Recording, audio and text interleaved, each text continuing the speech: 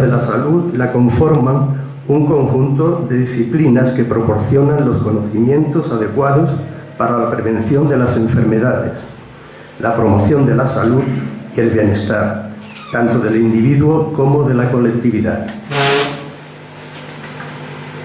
Entre los objetivos que persigue la nueva sección se encuentran la difusión y promoción de la cultura desde el ámbito de la salud en todas sus vertientes, salud física, psíquica, etc. Desarrollar iniciativas desde el Ateneo que promuevan la salud y el bienestar de la comunidad. Tratar aspectos relacionados con la salud que puedan interesar a los ateneístas y ciudadanos en general. Compartir los conocimientos para la prevención de enfermedades. Dar a conocer las asociaciones e instituciones que realizan una labor de forma altruista en el ámbito de la salud, entre ellas Médicos Sin Fronteras, Siloé, Derecho a Morir Dignamente, Alzheimer, Down, etc. Trabajar también el área de la psicología como ciencia que trata el estudio y análisis de la conducta y los procesos mentales de los individuos y de grupos humanos en distintas situaciones. El Ateneo cuenta en la actualidad con 13 secciones operativas que desarrollan otras tantas actividades culturales. Además, organiza concursos de relatos cortos, de poesía, de arte joven, exposiciones, una semana cultural anual, etc. Una gran cantidad, digamos, de actividades casi en un amplio campo de asuntos culturales. Les invito a visitar nuestra página web www.ateneodejerez.es. En ella podrán encontrar toda la historia de este Ateneo, las actividades que promovemos, las que se han celebrado y las que están programadas para el futuro. Ahí pueden ver qué significa esta casa en esta sociedad jerezana. Bien, a continuación Manuel Simancas presentará a Estanislao Mena, ponente de la conferencia de hoy, que lleva por título La obligación de ser feliz. Pues no les canso más, muchas gracias por vuestra atención.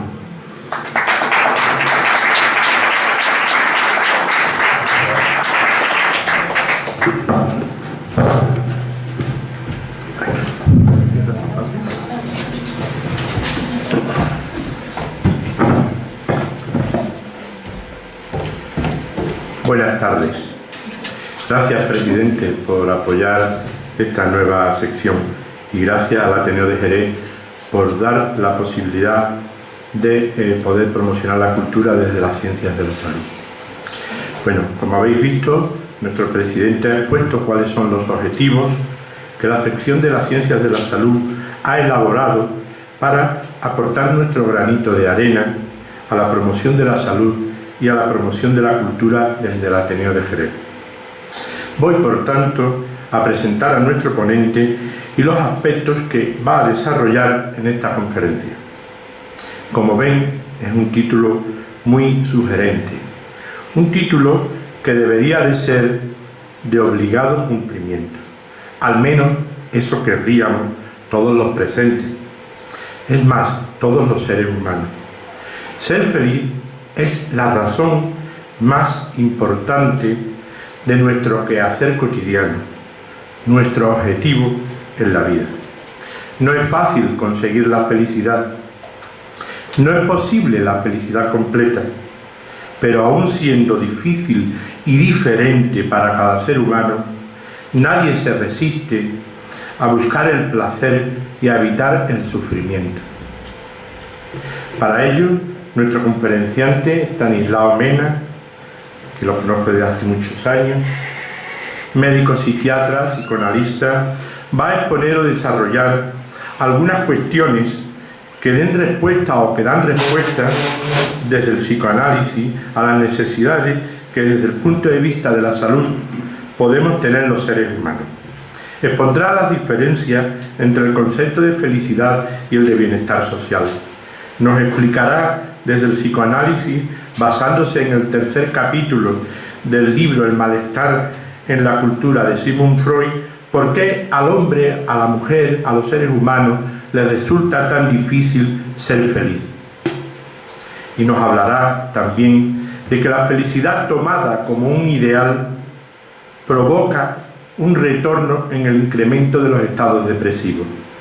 Estanislao ha sido subdirector del Hospital Psiquiátrico Provincial de Cádiz, funcionario de la Junta de Andalucía en excedencia voluntaria, miembro de la Escuela Lacasiana del Psicoanálisis, miembro de la Asociación Mundial del Psicoanálisis, coordinador de las actividades docentes del Seminario del Campo Freudiano en Sevilla y Cádiz, y además tenemos la suerte de que es también ateneísta. En fin, muchas gracias, Estanislao, por tu generosidad también y por aportar tus conocimientos. Gracias a todos vosotros, a todos los que nos acompañáis esta tarde, por vuestro apoyo y asistencia.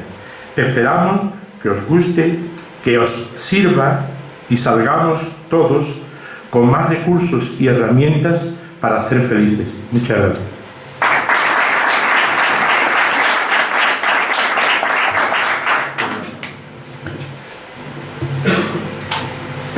Sí, se escucha así. Bueno, muchas gracias por esas presentaciones que me han hecho tan magníficas. Me enorgullece ser la persona que va a inaugurar esta sección del Ateneo de Ciencias de la Salud, y con esta conferencia, La obligación de ser feliz, que yo a mí mismo me la he titulado como la felicidad como imperativo. Es decir, es algo que me gustaría desarrollar. Mi idea sería que pudiéramos acabar conversando. Espero no comerme demasiado tiempo con lo que traigo preparado y que nos dé tiempo a todo un poco, ¿no? Pero el tema de la felicidad, lo primero que me trajo a la cabeza fue un libro que yo creo que muchos de los que hay aquí, por edad, tuvo, como tuve yo, casi como libro de cabecera, que fue El mundo feliz de Aldous Huxley. Releer, como he releído también para esta charla, ese libro, pues casi 50 años después, da una visión muy interesante de la situación real por la que estamos atravesando hoy día, ¿no? Porque, por ejemplo, en aquel libro de Huxley, no sé si alguno lo recuerda, no se trataba de una economía globalizada como la que tenemos actualmente, sino que era un gobierno mundial. Era un gobierno que estaba regido por el Gran Ford, que todo lo tenía arreglado, regulado, protocolizado, todos los embriones que iban a nacer iban destinados a un determinado trabajo, con una determinada inteligencia, no se podía variar lo más mínimo, con lo cual el campo de lo personal, es decir, de lo que nosotros llamamos lo subjetivo, desaparecía, y pobre de aquel que le aparecía, porque inmediatamente era desterrado a Islandia, a islas muy alejadas, donde incluso decía, no, si está bien que vaya allí, si todos los que están allí piensan igual que tú, más vale que esté allí arrumbado, ¿no? Pero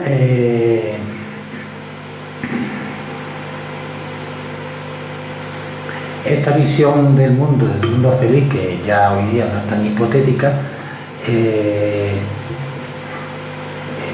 bueno, en el libro del mundo feliz yo he rescatado dos frases de cuál era digamos, el camino por donde había que seguir, ¿no? Decían: la gente feliz tiene lo que desea y nunca desea lo que no puede obtener. Y la ciencia lo es todo. Ahí se acababan todas las posibilidades de... no había otra posibilidad nada más que seguir por ese camino. Diferenciar felicidad de bienestar social, he encontrado en Javier Sábada, un catedrático de ética y filosofía, que dice que felicidad y bienestar social son términos sinónimos, que no son sinónimos, aunque se usan de esa forma. y que él prefiere el término felicidad porque remite a fecundidad o a florecimiento. También hay un artículo del 2016 que se publicó en El País, donde se hablaba, un artículo que se llamaba La dictadura del bienestar, donde se habla de un libro que es La industria de la felicidad, donde se desarrolla la misión imperiosa de alcanzar un nivel de felicidad aceptable, que sea medible, es decir, que sea evaluable, algo que está de plena actualidad. La felicidad sería un estado de ánimo de la persona que se siente plenamente satisfecha por gozar de lo que desea o por disfrutar de algo bueno. Hay un filósofo francés que se llama Bruckner, que dice que hoy día la felicidad a lo que se asocia es al consumo. Es en el siglo XVIII cuando la felicidad se convierte en un objeto político. Los primeros desarrollos aparecen con la Ilustración, el siglo de las luces, el fin del antiguo régimen y el inicio de la edad contemporánea. Aparece a la vez que aparecen los fenómenos históricos problemáticos como el de la Revolución Francesa o en Inglaterra lo que se llamó la Revolución Gloriosa. También marca el comienzo de la corriente racionalista de Descartes, y estas ideas renovadoras se aplicaron tanto a la organización social como a las económicas. Bueno, voy a ir saltándome algunas cosas porque si no, no va a dar tiempo. Esta preocupación por la felicidad presente desde el siglo XVIII es la entrada para Julian Habermas en la modernidad. Es un proceso que este autor considera que está inacabado. Este movimiento se desarrolló especialmente en el siglo pasado, en los años 60 y 70, donde asistimos a la implantación de lo que podríamos llamar la cultura del bienestar, que se hizo muy manifiesta, todos nos acordamos, los gobiernos socialistas de los países escandinavos, que sobre todo el más famoso es el que llevaba Olof Palme, un socialista que estuvo muchos años al frente del gobierno. Esta época en la que el bienestar comienza a ser un derecho de todos los ciudadanos también coincide con la caída de los grandes ideales que se habían conformado en la modernidad. Se produce un avance imparable de la ciencia y la técnica y del soporte de la economía mundial basada en el consumo.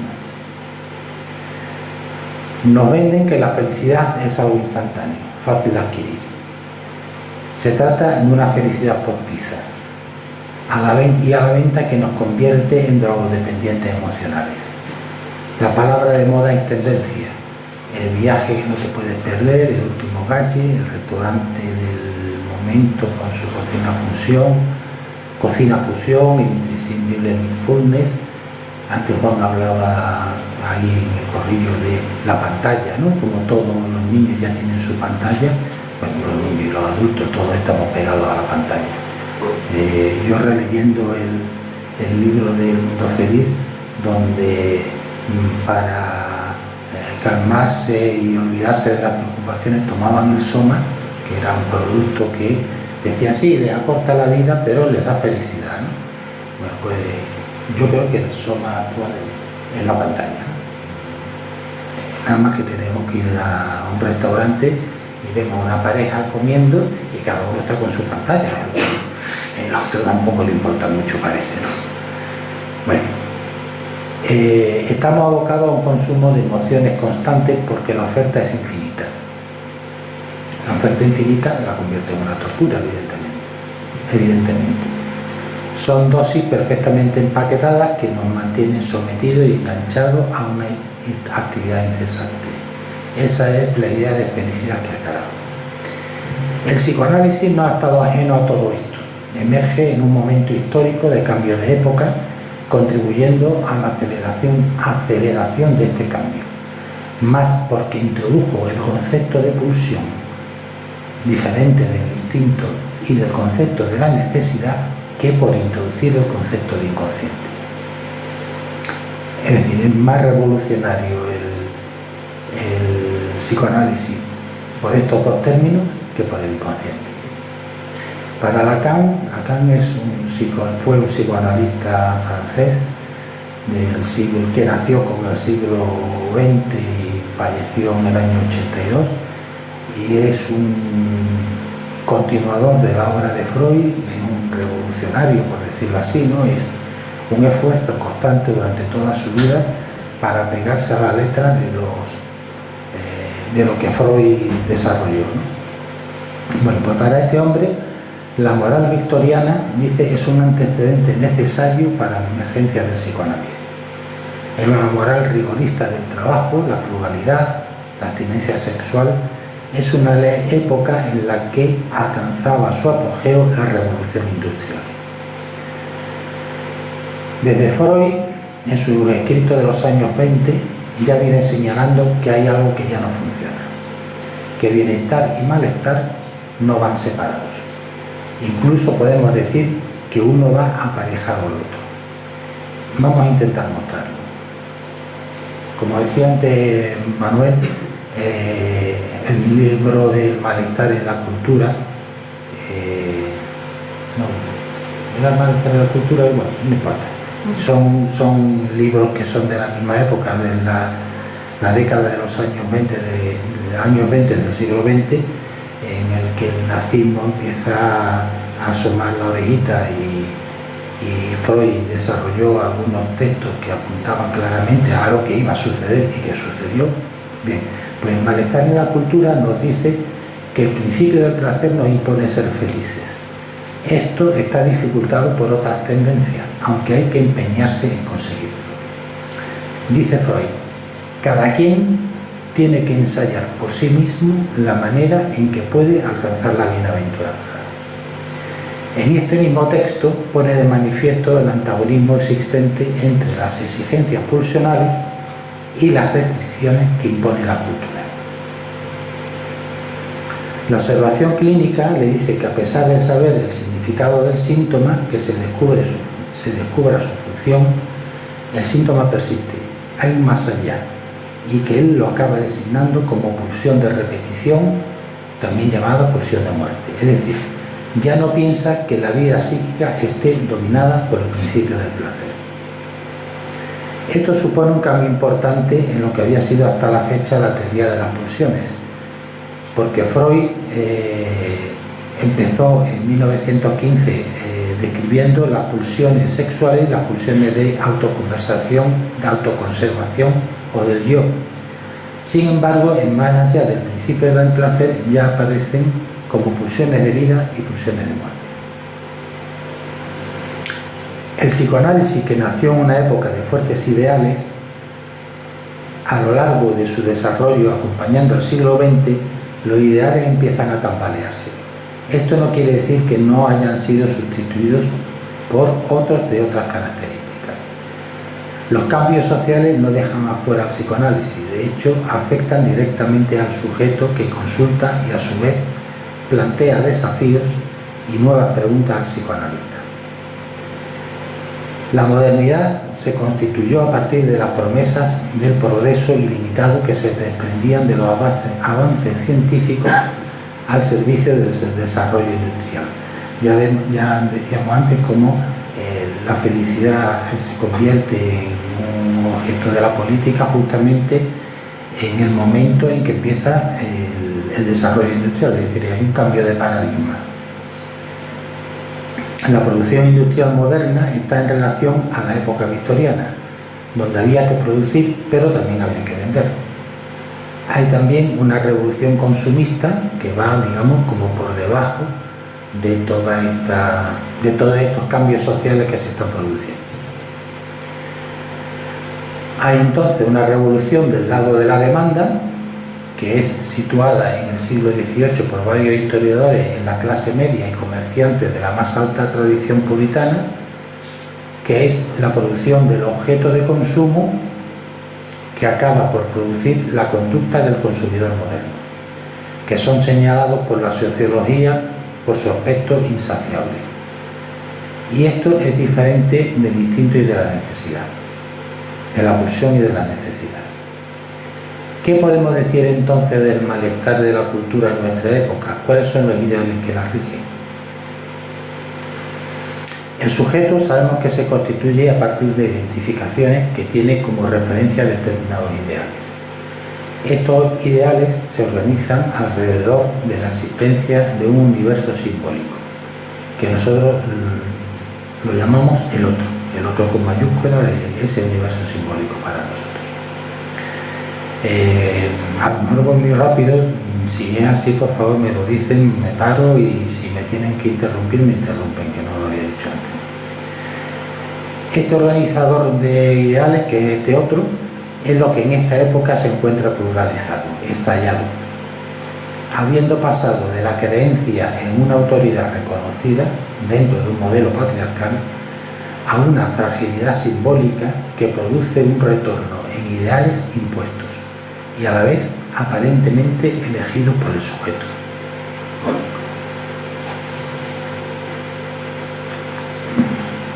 De esta forma nos encontramos que se exige al sujeto la obligación de ser feliz o de encontrar el bienestar. En el año 2000 escribí un artículo con otros dos colegas que llamamos Bienestar Social o Malestar en la Cultura, donde planteábamos el bienestar como un nuevo ideal, o la felicidad. Por ejemplo, es frecuente en algunos casos que llegan a la consulta que un sujeto deprimido se lamente de que ha escuchado reproches por parte de algún familiar o algún amigo que le dice: estás así porque quieres, no pones de tu parte, tendrías que salir y arreglarte, hacer deporte. Esto, que aparentemente son buenos consejos y buenas intenciones, se convierten para la persona deprimida, ya de por sí muy culpabilizada y sin saber de qué, que eso es lo que tiene la culpa, que no se sabe de qué, por qué aparece ni por qué está ahí, en una fuente más de tristeza, de sufrimiento. Primero, porque no entienden su dolor, y segundo, porque no entienden su dolor, y segundo, porque no responde a las expectativas de generar su bienestar o felicidad. Una pregunta que está al inicio del tercer capítulo del Malestar en la Cultura es: ¿por qué al hombre le resulta tan difícil ser feliz? Freud responde que tres son las fuentes del sufrimiento humano.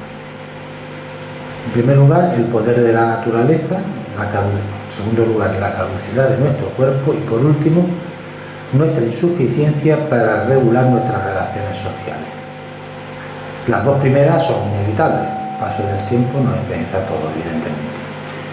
Pero no entendemos la tercera. ¿Por qué la sociedad no nos procura satisfacción o bienestar? Esto, lógicamente, genera una hostilidad hacia lo cultural. Freud examinará el porqué de esta hostilidad hacia la cultura que siempre produce renuncias, que permite al hombre regular nuestras relaciones sociales, y uno de los precios que se paga es la pérdida de felicidad, con aumento del sentimiento de culpa y con mayor severidad de la conciencia moral. La conciencia moral es eso que nosotros llamamos el superyo, para que nos entendamos, por si en la conversación se me escapa, que sepamos a qué me refiero. Lo que podemos ver en estos momentos es una sociedad que busca remedios para su malestar fundamental en el consumo, basado en la publicidad, donde lo que se oferta son objetos que nos van a producir una felicidad en forma de objetos de consumo que quedan obsoletos a partir de adquirirlo, o drogas de la felicidad que nos van a supuestamente producir el placer demandado, aunque éste sea limitado en el tiempo. En el artículo al que hice referencia antes, que escribí en el 2000, se establecía un paralelismo entre bienestar y esclavitud de mercado. Hablábamos de bienestar por el consumo y de bienestar sin subjetividad. La obligación de ser feliz trae aparejada la insatisfacción y la depresión generalizada. Esta obligación, que es un mandato actual, si no lo conseguimos, aparece el sentimiento de fracaso. Hemos fracasado en nuestro proyecto vital. Como apuntaba antes, el cambio de la civilización a civilización ha producido que los ideales hayan caído. Nuestras creencias no son las de antes. Voy a poner un ejemplo clínico que es de alguien que, como nadie conoce, pues, no importa que lo pueda decir.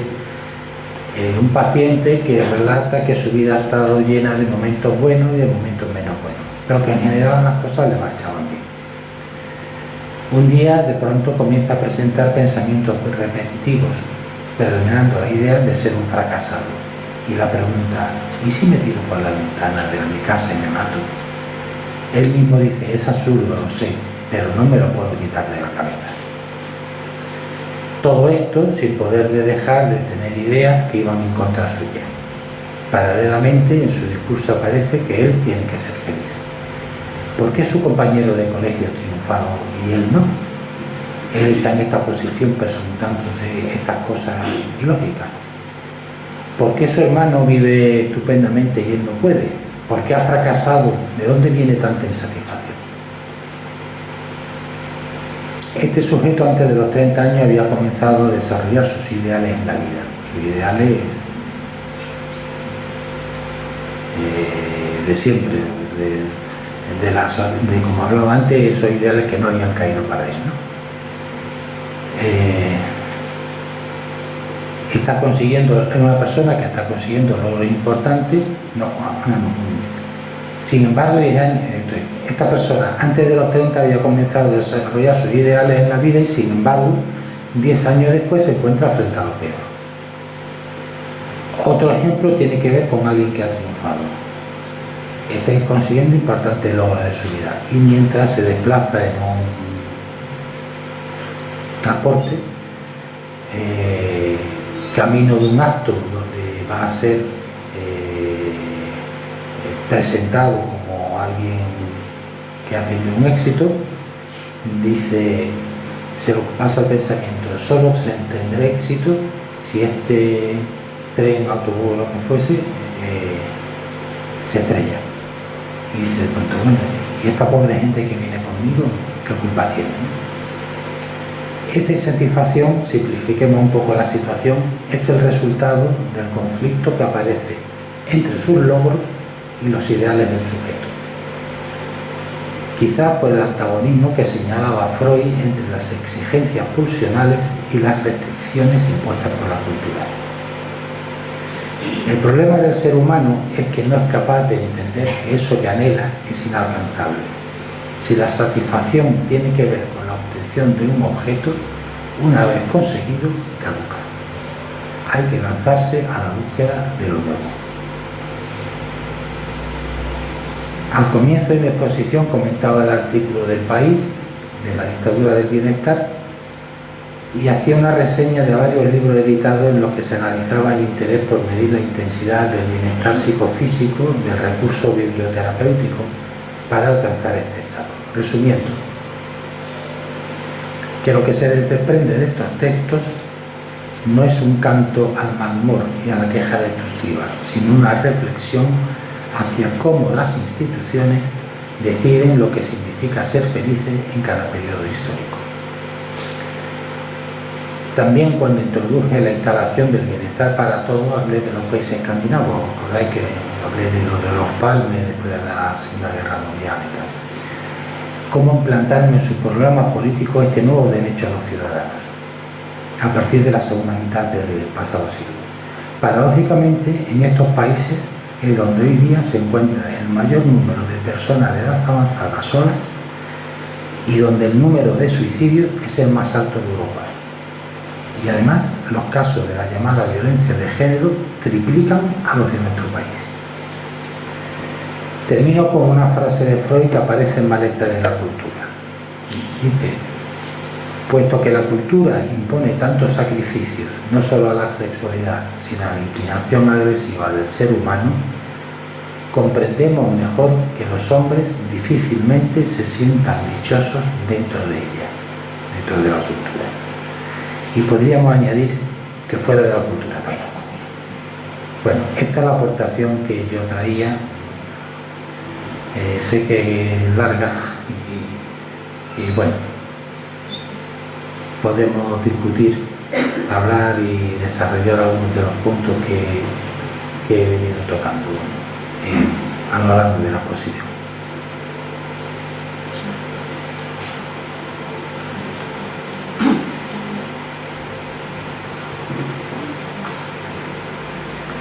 quedado todo claro? ¿Tenemos algo que preguntar? Yo quería preguntar algo. Has hablado, Estanislao, digamos, de los motivos. Has hablado de los motivos de la infelicidad, básicamente. La pregunta del millón es, desde tu óptica especialista en tu materia, ¿qué crees que podemos hacer para superar y estar un poquito más tranquilos? Adaptarnos mejor y no ser tan infelices como parece que... No, tampoco pienso que seamos infelices por definición. Freud dice que porque al ser humano le cuesta tanto trabajo ser feliz. Él da una serie da tres respuestas. En realidad, el problema de la felicidad, ¿qué entendemos por felicidad? Un estado de ánimo. Si lo pensamos así, podemos responder que a ese estado de ánimo, de felicidad, siempre habrá algo de la pulsión que se va a aparecer, o nos vamos a encontrar con un tope en la cultura que no nos va a permitir. Es decir, hay algo que siempre se interpone. En este sentido, cuando se habla de salud mental, pensamos que la salud mental es la felicidad, ¿no? Uno está sano mentalmente cuando es feliz. La Organización Mundial de la Salud da una definición de salud. Dice que la salud es el silencio de los órganos. Desde ese punto de vista, la salud mental no existe, porque el psiquismo nunca calla. Lo tenemos siempre ahí, que está diciéndonos alguna cosa que la conciencia moral siempre está diciendo, pero no debería, ¿eh? O cualquier otra cosa. Sí. Está ese tope cultural que no nos permite ir más allá, y está también ese tope de la conciencia moral que tampoco nos permite ir más allá, que siempre hay algo que se interpone, lo cual no quiere decir que no tengamos momentos felices, por supuesto.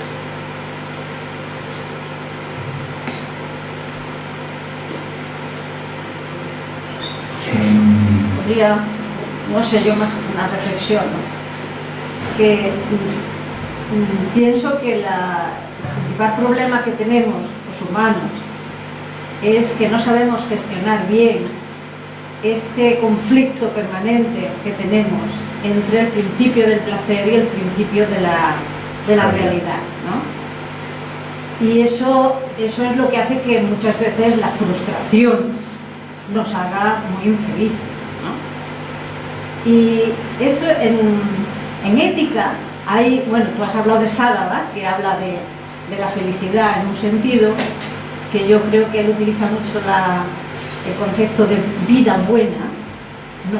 Contrario a la buena vida, que ya los clásicos hablaban de eso. Los clásicos hablaban de que ser felices no es tener todo el placer del mundo, que el placer, por el placer, no nos puede hacer felices, ¿no? Yo recuerdo una frase que me quedó muy impactada cuando leía a Aranguren.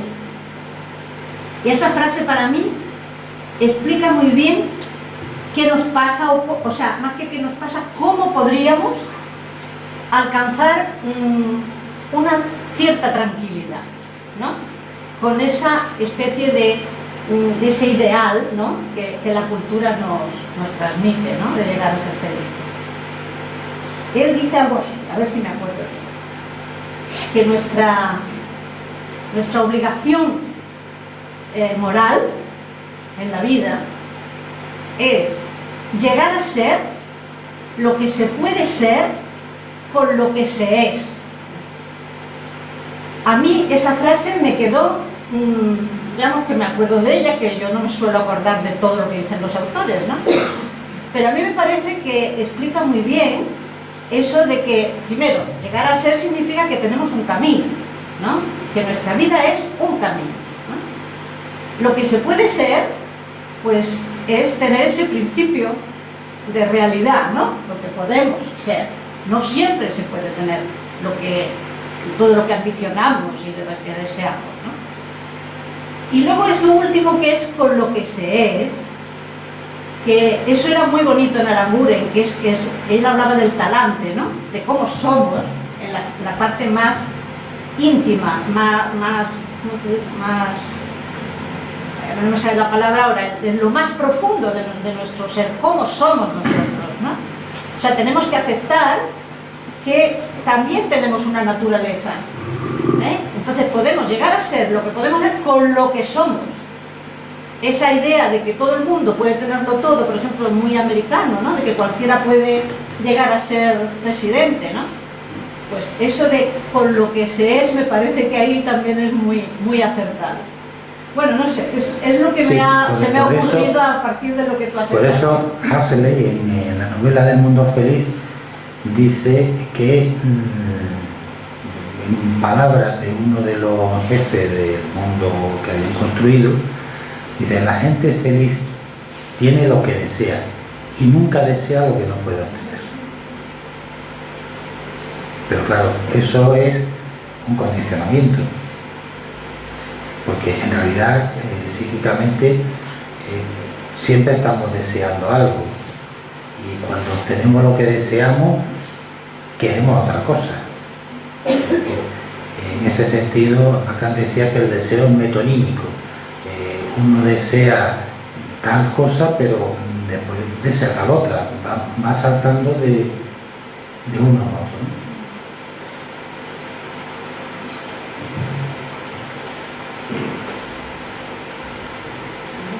También el propio aparataje conceptual que tenemos para pensar el problema parte del problema también, ¿no? He estado pensando en toda la conferencia en el pensamiento oriental, en el que a lo mejor no hay tanto problema para ver que el bienestar puede coexistir con el malestar. Yo creo que cuando en nuestra civilización hablamos de algo, se tiende a pensar como algo total, estable, con una cierta consistencia. Y por ahí el yin y el yang, ¿no? Esta imagen un poquito más en el blanco y negro, en el negro y blanco. Yo creo que a nosotros este tipo de pensamiento nos cuesta un poco más. Yo creo que también tenemos una tendencia, aunque se hable de que la positividad es particular, cuando lo exponemos, tendemos a buscar máximas que sirva para todo el mundo, inconscientemente se tiende a generalizar. Pero si de verdad creemos que la felicidad la tiene que buscar cada uno, queda más del lado de lo particular, ¿no? De lo subjetivo, claro.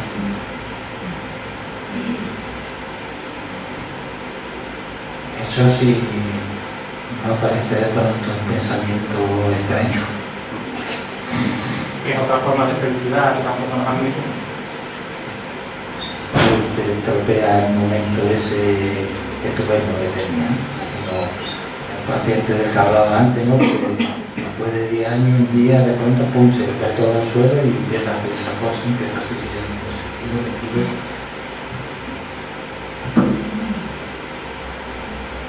Como eso es contingente, además, se puede pasar, ¿no?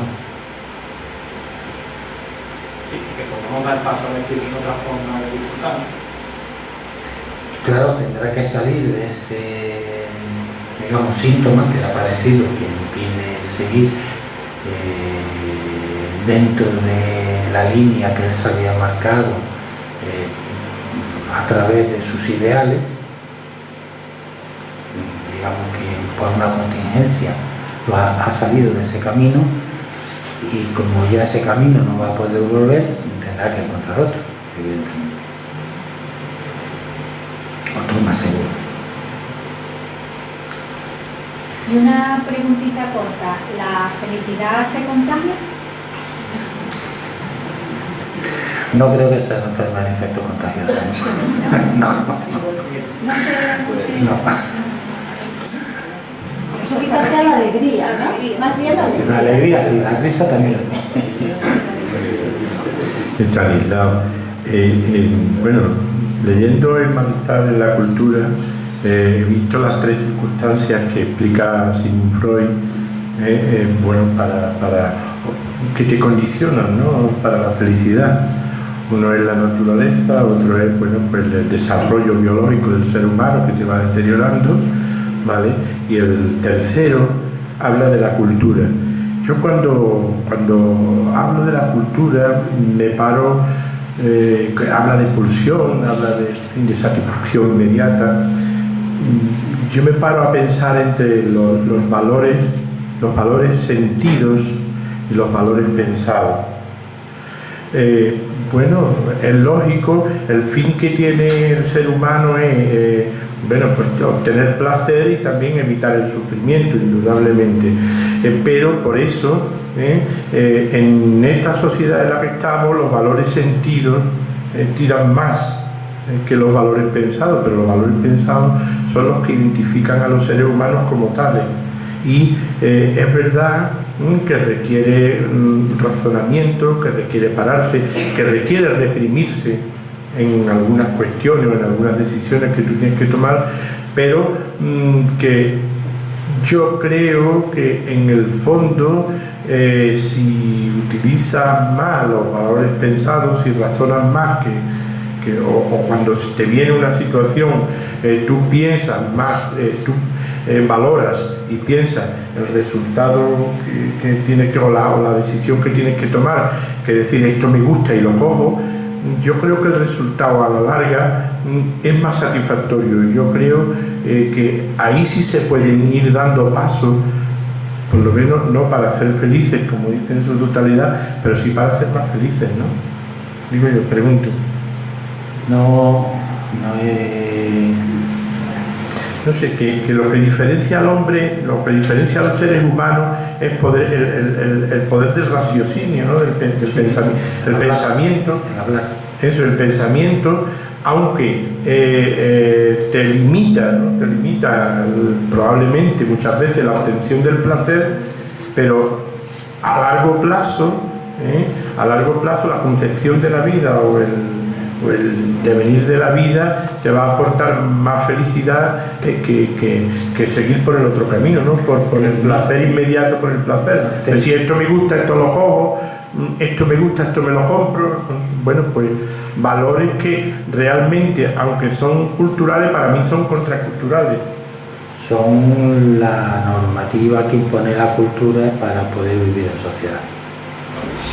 Hay un ejemplo que yo siempre pongo con todo esto, y es el movimiento que se produce en los años 60, 70, sobre todo en los 60, el movimiento hippie. Porque yo eso siempre lo he asociado mucho a que, como Freud había dicho, lo de la represión que producía la neurosis, a los niños no había que reprimirlo, había que dejarlo que quisieran, ¿no? Aquellos años 60 que estaban sobre todo el mundo hippie, todo aquello, los niños criados en libertad, sin represión y todo esto, tuvo un resultado: adultos desorientados. Es decir, que la falta de esa reglamentación que nos impone la cultura de la convivencia, etcétera, etcétera, nos desorienta.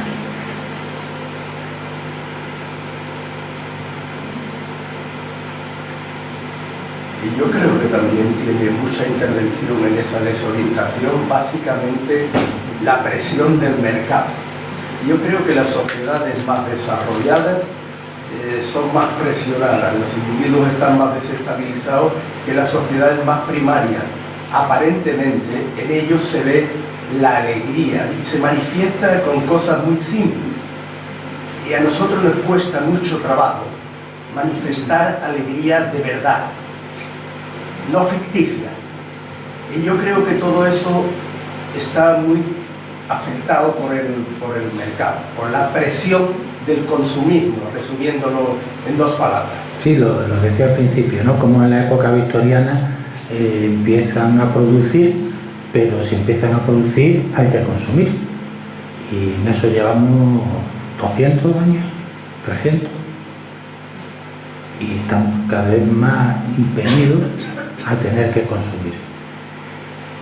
Las sociedades primitivas, bueno, tienen otros síntomas diferentes a los nuestros. Yo me acuerdo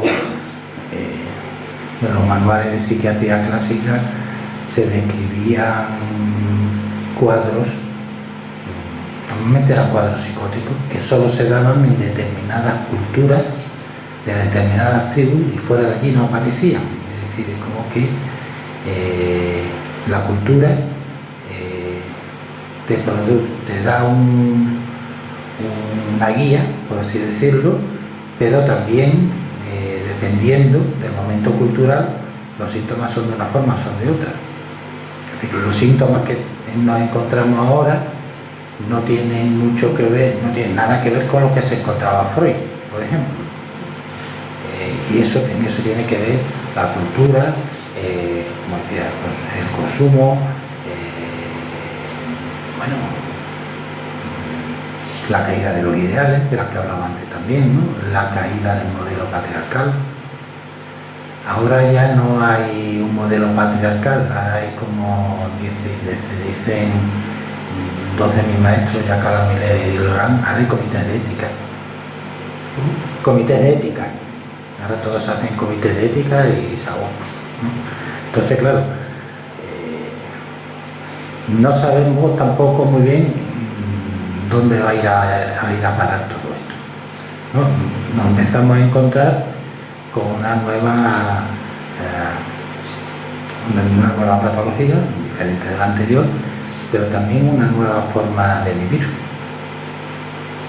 No vivimos como antes. Supongo que muchos de los que están aquí tienen Facebook y estas cosas, ¿no? Y sobre todo los que somos de otros sitios, o incluso los que sean de aquí, ¿no? Tienen un grupo de amigos de la infancia y tal, que han puesto pues el famoso grupo de que sea, ¿no? Y ponen cosas de los años 60, de los años 70, de los años 80, y uno lo mira y dice, no tiene nada que ver con la vida de hoy, nada. Ni en el comportamiento de nosotros como adultos, ni en el comportamiento de los chicos, ¿no? Es algo que, sobre todo si aquí hay gente de la educación, que supongo que la hay, sufren a diario, ¿no? La falta de ideales.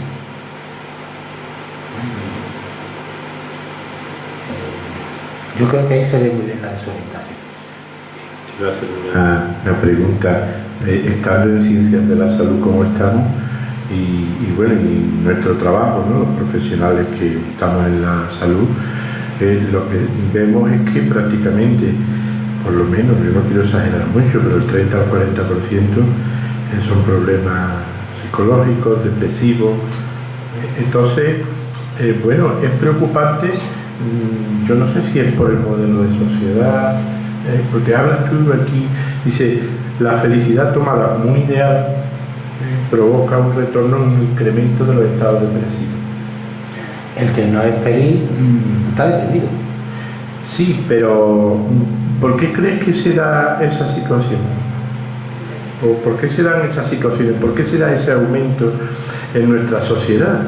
Vamos, cercano, por lo menos algunos de los profesionales de los que estamos aquí sabemos que es así, que por un gran porcentaje son para escuchar a las personas por sus problemas, más que por sus problemas físicos del dolor o de, no sé, incluso del dolor también puede ser un síntoma de lo que le pase, pero, o yo qué sé, ¿no? O que tiene diarrea, ¿no? Sí, pero la caída de los ideales es fundamental en todo esto, ¿no? Porque el ideal, sobre todo los que ya tenemos una edad, nuestra juventud era un camino que sabíamos que teníamos que ir por ahí y bueno,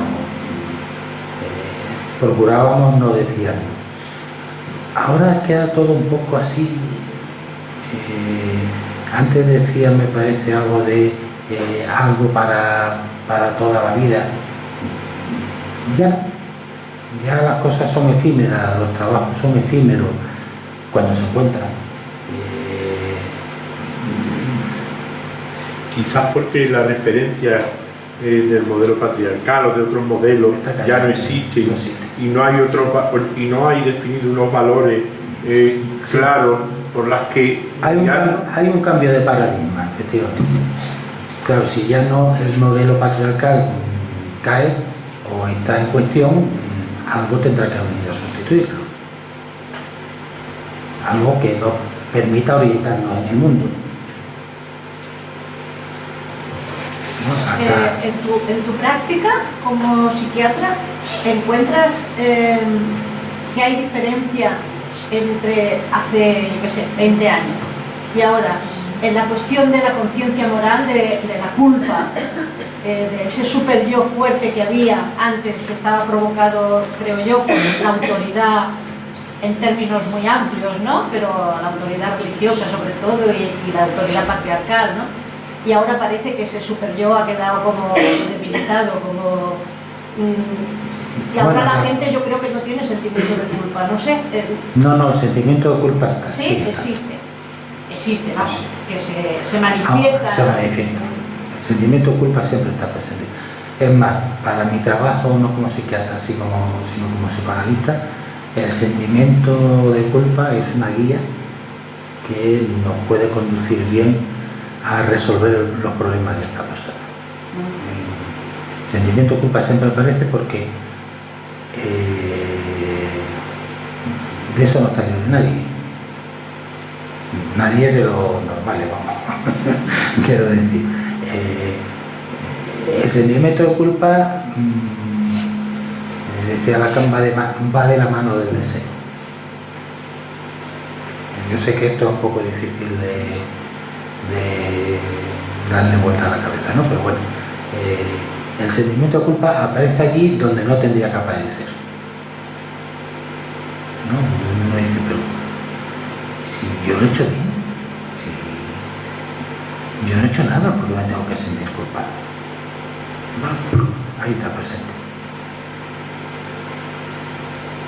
Sí, pero la moral laxa que hay ahora no puede dar lugar a eso de si yo no he hecho nada, si yo... ¿Sabes? O sea que hemos pasado de un extremo a la desresponsabilización, que está muy presente. La desresponsabilización, sí. Nada más que tenemos que mirar a los políticos.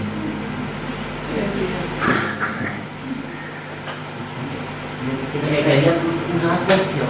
Estoy de acuerdo en que los valores morales van cambiando según la sociedad cambia, según cambia el tiempo. Entonces no termino de tener claro que eso pueda tener involucra realmente una salida para esa búsqueda de la felicidad. Creo que tiene que haber un factor común a todas las sociedades y todos los tiempos que deba darnos una salida a esa búsqueda. Entonces me pregunto, como se ha estado hablando del tema del consumismo y que quizás es lo que nos afecta a nosotros en estos momentos por la sociedad en la que estamos, ¿no será las expectativas erróneas lo que nos llevan a lo que decía en un principio, de que nos marcamos el imperativo de que tenemos que ser felices, que pensamos que tenemos que conseguir una serie de objetivos y una vez que alcanzan nunca son suficientes porque siempre aparece otro objetivo, y que en definitiva son esas expectativas que no sabemos hacer que sean realistas las que nos hacen ser infelices?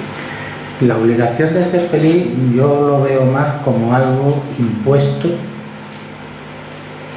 que como algo propio de nosotros como sujetos.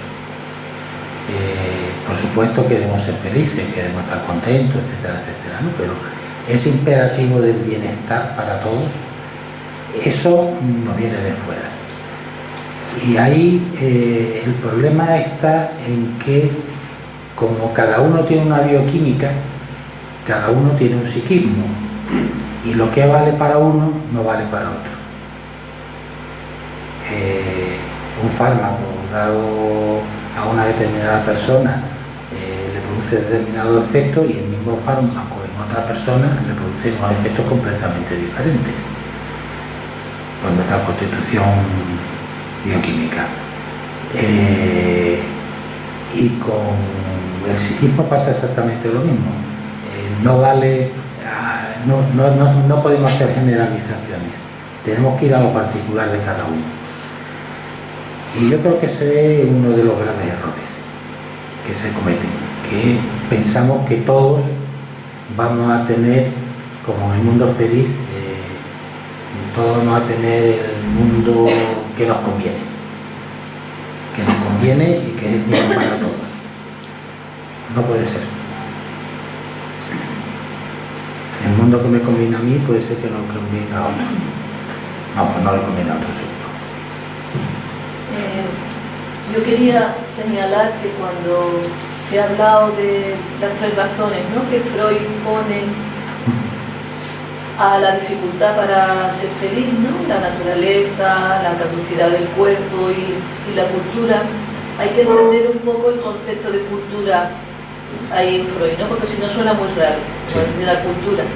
En realidad Freud está hablando un poco de la idea de que el niño nace de una manera, digamos, donde todas las pulsiones están de una forma que si no son ordenadas por renuncia que le va imponiendo la socialización, la educación, la cultura, no hay forma de organizarse socialmente, ¿no? Y esa renuncia, digamos, a la satisfacción infinita, por ejemplo con la comida o con cualquier objeto, es lo que va dejando también, como a la vez que permite socializarse, desear, estar con los demás, va dejando también como un fondo de insatisfacción en el ser humano, ¿no? Entonces como que eso es constitutivo, digamos, de la especie humana, ese punto de insatisfacción. Entonces yo pienso que si se tiene en cuenta eso,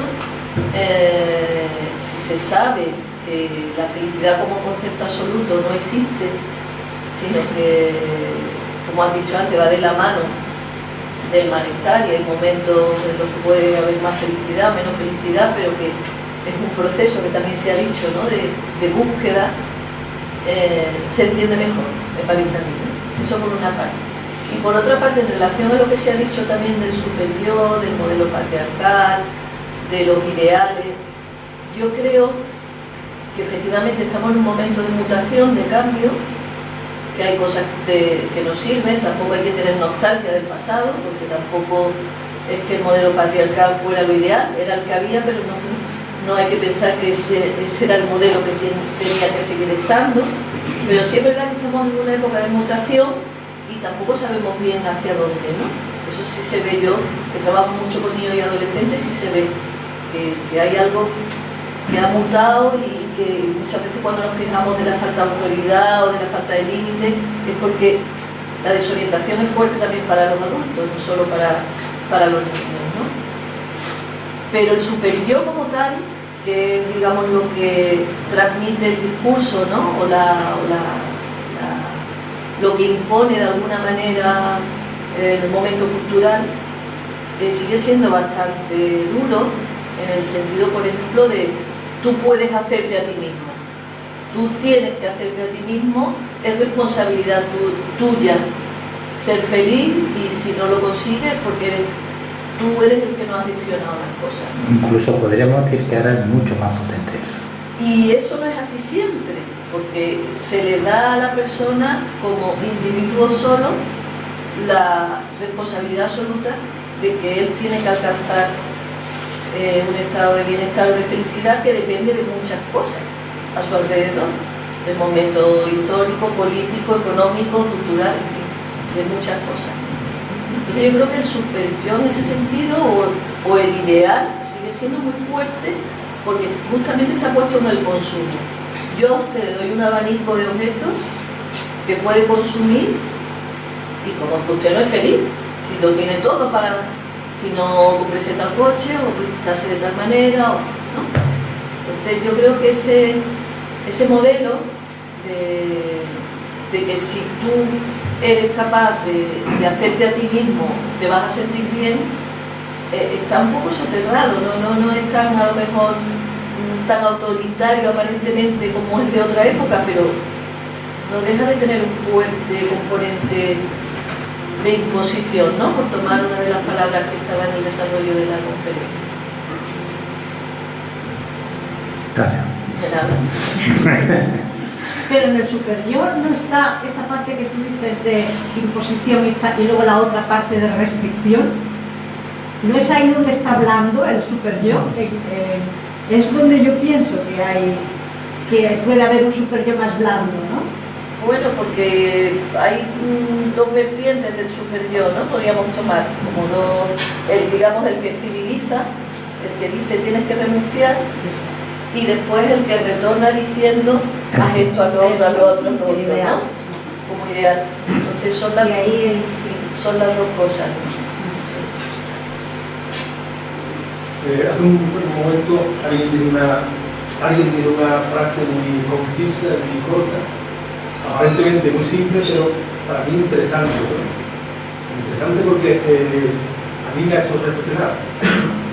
Él dijo, la felicidad se contagia. Efectivamente, yo partiendo de mi experiencia y de mi comportamiento personal, yo cuando me encuentro físicamente bien, soy capaz de transmitir ese bienestar. Cuando yo me encuentro mal, físicamente mal, me cuesta mucho más trabajo transmitir felicidad a los demás. Por eso digo que se puede contagiar de cierto modo. Bueno, una cosa es transmitir y otra cosa es contagiar. Uno puede transmitir su estado de bienestar, de felicidad, al que tiene al lado, etcétera, etcétera, pero eso no quiere decir que ese que está al lado se va a sentir igual de feliz que uno, porque puede tener circunstancias miles que no se lo permitan. Es una cosa intransferible, personal de cada uno. Nosotros siempre decimos que hay que ir al uno por uno. Yo puedo estar muy feliz, muy contento y la persona que vive conmigo no está tan feliz, tan contenta porque yo lo esté. Puedo transmitirle mi alegría, puedo transmitírsela, pero bueno, no va a vivir mi alegría, quiero decir. Tendrá que vivir la de ella o la de él.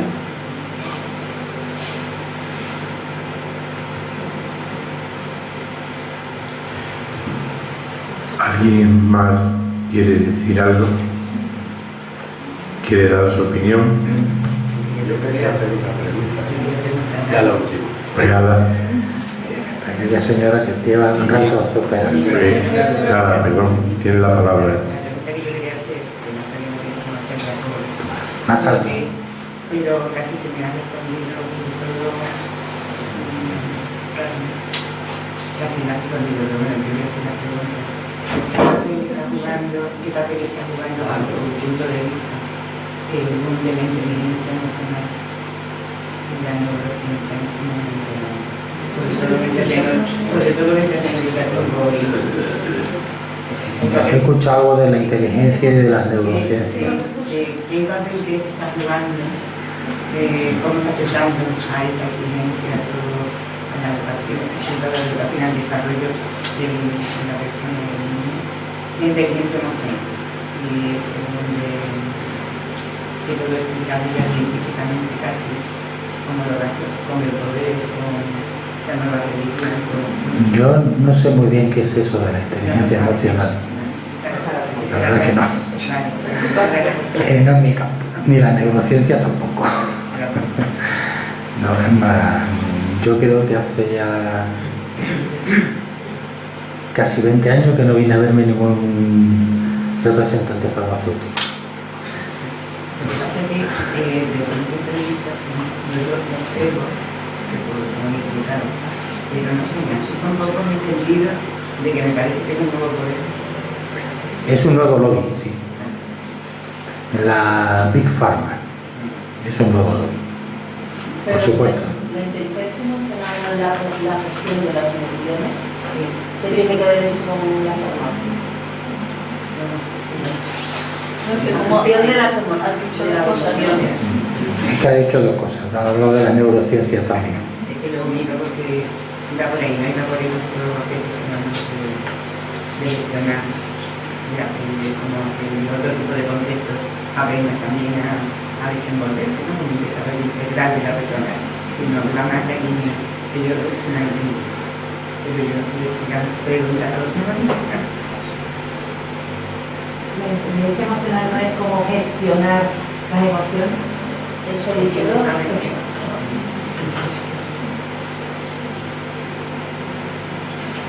Pues digo yo que tiene que influir, ¿no?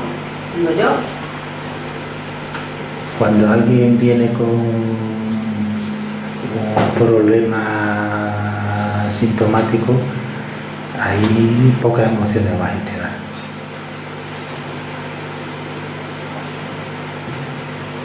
¿Y por qué? Si la emoción Porque el síntoma es una respuesta. porque el síntoma puede más. El síntoma es la respuesta. Puede ser. Claro, el síntoma de la ¿Se respuesta. podrá influir en ello? Influir, no. Orientar. Escuchar. Escuchar qué tiene que decir de eso. Eso sí, escucharlo sí. Al influir, Educar. cuanto más intentemos educar y más intentemos influir, peor. Siempre hay una respuesta que es como en la física, ¿no? Que dice que toda fuerza aplicada contra un objeto encuentra una fuerza de igual medida que surge del objeto hacia donde nosotros estamos presionando, ¿no? Si tratamos de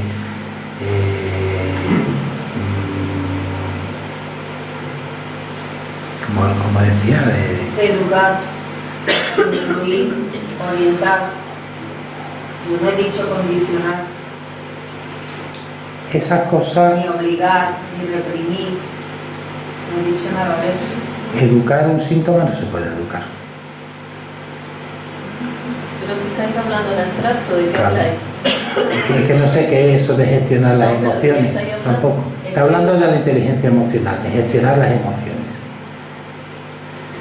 Y yo no sé cómo se gestionan Pero las la emociones. inteligencia, yo no sé mucho tampoco de inteligencia emocional, pero entiendo que desde la psicología primero se desarrolló el concepto de inteligencia y se decía, la inteligencia es lo que mide los test de inteligencia.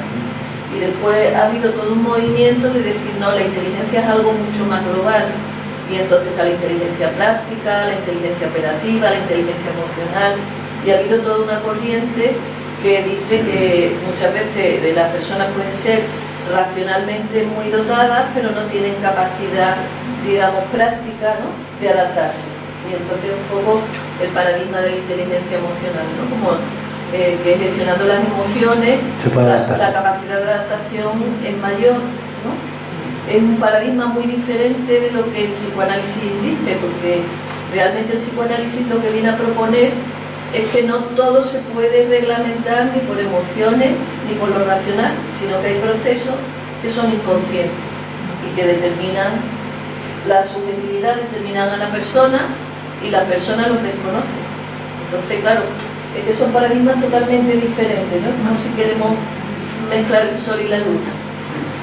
Que desde el punto de vista de la inteligencia emocional, pues probablemente con ciertas pautas se piensa que se puede ser más feliz y puede ser que la intuición diga que sí, que evidentemente si una persona tiene amigos, tiene trabajo, tiene familia, tiene recursos, hay más probabilidades de que sea feliz, ¿no? Pero lo que se aprende con el psicoanálisis, que son los ejemplos un poco que has puesto, es que a veces, a pesar de eso, la persona se siente infeliz. Y es la contradicción, ¿no? Que lo tiene todo para ser feliz y sin embargo hay algo que no le permite ser feliz. Y en ese sentido, eso no se puede controlar con las emociones. Por lo menos en la experiencia que nosotros vemos en la práctica clínica. Cuando una persona tiene ese estado de infelicidad o de insatisfacción, aunque tú le des pauta o le digas que puede afectar o cual cosa, por ahí no se suele conseguir mucho. Es lo que yo puedo aportar. En el ejemplo clínico que ponía yo, alguien que lleva ya 10 años trabajando en su ideal tal y cual, y de pronto un buen día todo aquello se cae y empiezan a aparecer una serie de pensamientos que no puede dominar. Entonces, ¿cómo educas? Es que a cada cosa habrá que darle lo suyo. Es decir, cuando hay un síntoma que está destapando unos conflictos, habrá que ver esos conflictos de dónde vienen. El síntoma no destapa los conflictos, los pone de manifiesto, pero no los destapa. Los pone de manifiesto. Pone de manifiesto que ahí hay un conflicto, pero no sabemos cuál es, no está destapado. Claro. Entonces, tirando del hilo, pues según lo que salga, se podrá abordar de una manera o de otra. Sí. Pero ese conflicto subconsciente, supongo yo que habrá herramientas de investigarlo y de saber de dónde viene y poder influir en ello. Hay que escuchar al paciente. Pues claro, si no lo escuchas, entonces, claro que hay que escuchar. La mía era muy breve.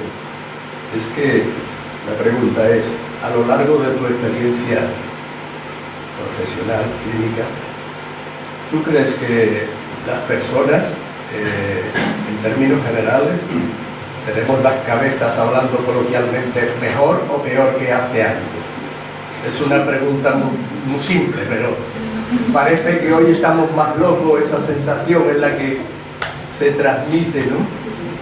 Desde tu óptica, ¿cuál es tu sensación? No estamos ni mejor ni peor, estamos como siempre. Estamos igual. Lo que pasa es que como somos muchos más, Nos hemos incrementado.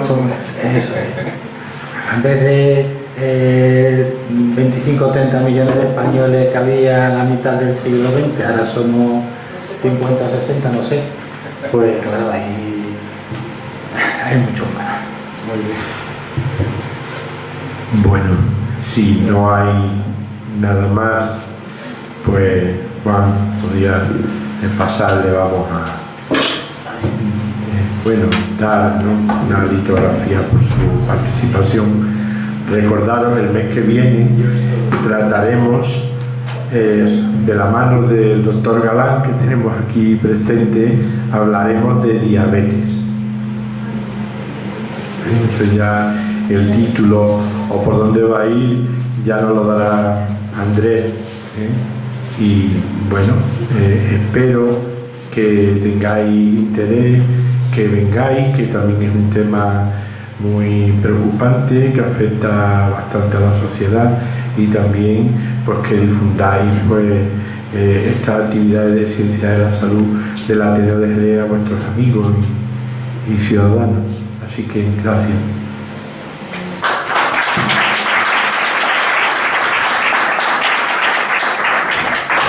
Bien, para terminar, y como es tradicional en esta casa, le voy a entregar aquí al ponente, al amigo Stanislao, una lámina, recuerdo de esta conferencia que nos ha dado el día de hoy.